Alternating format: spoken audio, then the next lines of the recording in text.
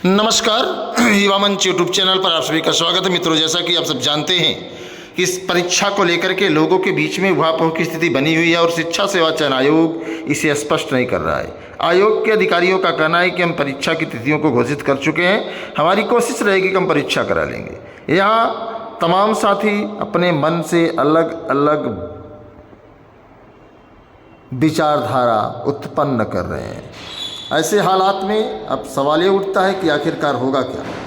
अब प्रश्न यह उठता है कि शिक्षा सेवा चयन आयोग को स्पष्ट रूप से यह जानकारी दे देनी चाहिए कि हम परीक्षा समय पर कराएंगे, किसी गफलत में लोग ना रहें।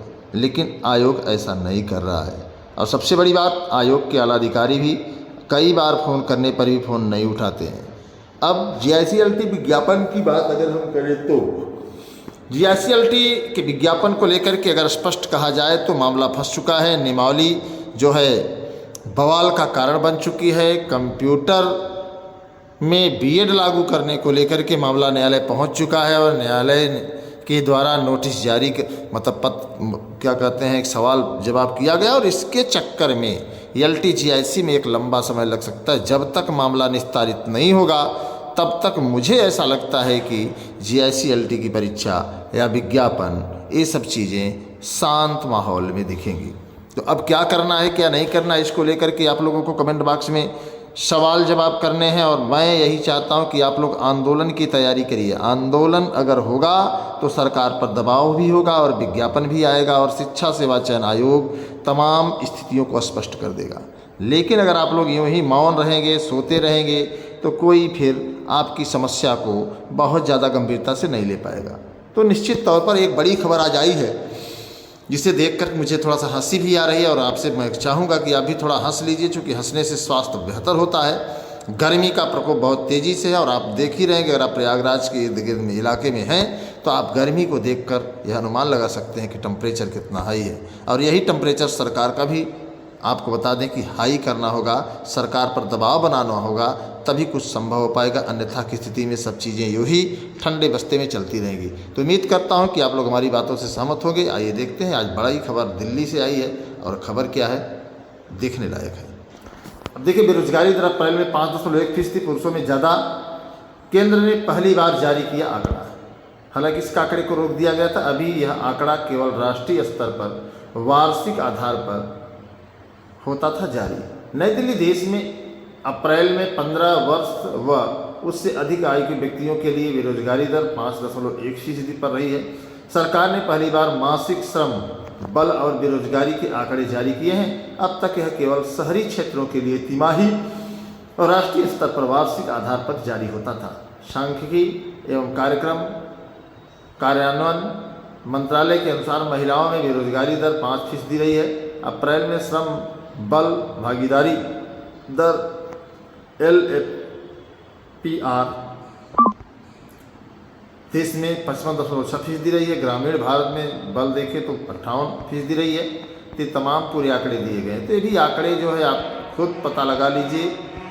15 से 29 साल के युवा कितने बेरोजगार हैं जिनको नौकरी की तलाश है। 15 से 30 साल तक के युवाओं की सबसे ज़्यादा 13% रही है। शहरी क्षेत्रों में 17.2, ग्रामीण इलाके में 12.2% रही। वहीं 15 से 29 साल की महिलाओं में बेरोजगारी दर 14.4% थी, जिनमें शहरों की 23.7 और गांव की 10.7% हिस्सेदारी रही है।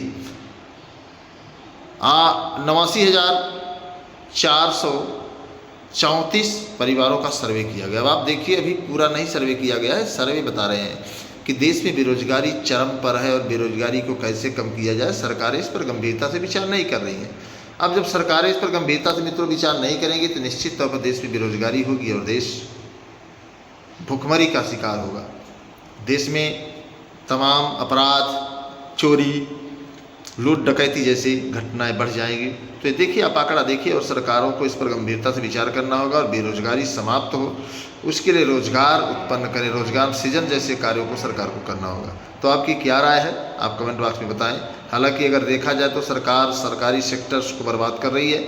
तमाम चाहे प्राथमिक विद्यालय हो, जूनियर विद्यालय हो, माध्यमिक विद्यालय, ये तो बर्बाद हो ही रहे हैं। सबसे बड़ी बात है मशीनीकरण का युग आ गया है और ऐसे में एक बड़ा तबका रोजगार से वंचित होता जा रहा है। तो आप समझ सकते हैं इस मशीनीकरण युग में किस तरीके से, इसीलिए सरकार को 5 किलो राशन, आवास, शौचालय जैसी व्यवस्थाएं आम जनता को देनी पड़ रही है। वरना अगर लोगों के पास रोजगार होता तो लोग स्वयं आवास भी बनवा लेते और तमाम जो व्यवस्थाएं हैं उसको कर लेते। तो आप इस पर क्या कहना चाहेंगे? आपके कमेंट्स बहुत ज़रूरी हैं और आपसे चाहेंगे कि आप इस वीडियो को अधिक से अधिक शेयर करें ताकि लोगों को पता चले कि देश में बेरोजगारी का आलम क्या है और बेरोजगारी से निपटने के लिए क्या किया जाए। इस पर आपका सुझाव भी बहुत ज़रूरी है। तो जो भी साथी वीडियो को देख रहे हैं सभी से निवेदन है, अनुरोध है कि आप वीडियो को शेयर करें। धन्यवाद, नमस्कार। मैं आपके संघर्षों का साथी अनिल सिंह आपसे उम्मीद करता हूं कि आप अपने विचार कमेंट बॉक्स में जरूर देंगे। और टीजीटी पीजीटी को लेकर के अभी स्थिति स्पष्ट नहीं है, बहुत जल्द इस पर हम स्थिति स्पष्ट करने में लगे हुए हैं। साथ ही साथ आपको बता दें कि आपको गुमराह होने से बचना है। आपको लोग गुमराह बहुत करते हैं क्योंकि आप भोले भाले लोग हैं। और LTGIC का जो विज्ञापन है अब एक विवाद में फंस चुका है क्योंकि कंप्यूटर अभ्यर्थियों ने बीएड को लागू करने के लिए, क्योंकि इसके पहले 2018 में जो विज्ञापन आया था उसमें बीएड था, मामला कोर्ट में गया था। कोर्ट ने कहा कि एनसीटी की गाइडलाइन के विपरीत हम कार्य नहीं कर सकते, इसलिए बीएड जरूरी है। और अभी हाल ही में जो नियमावली जारी हुई है उसमें बीएड लागू नहीं है कंप्यूटर में। तो ऐसे में जो अभ्यर्थी कोर्ट गए हैं उनका सीधे सीधे कहना है कि इसमें बीएड लागू होना चाहिए। तो अब आपको मैं स्पष्ट बता दूं कि जब बीएड लागू होने की बात आई कंप्यूटर में तो न्यायालय ने एनसीटी से पूछा है कि आखिर ऐसा क्यों है। तब देखिए क्या होता है। लेकिन जब तक ये मामला पूरा निस्तारित नहीं हो जाता है तब तक इसमें समय लगेगा, इसमें वक्त लगेगा। और जो विज्ञापन आने की उम्मीद थी कि जल्द आएगा, अब इसमें लेट लतीफ़ी हो सकती है। तो बने रहिए बेहतर अपडेट के लिए युवा मंच टीम के साथ। और जो भी आपके मन में विचार हो आप कमेंट बॉक्स में जरूर करें। धन्यवाद। मैं आपके संघर्षों का सत्येंद्र सिंह, टीम युवा मंच। जय हिंद।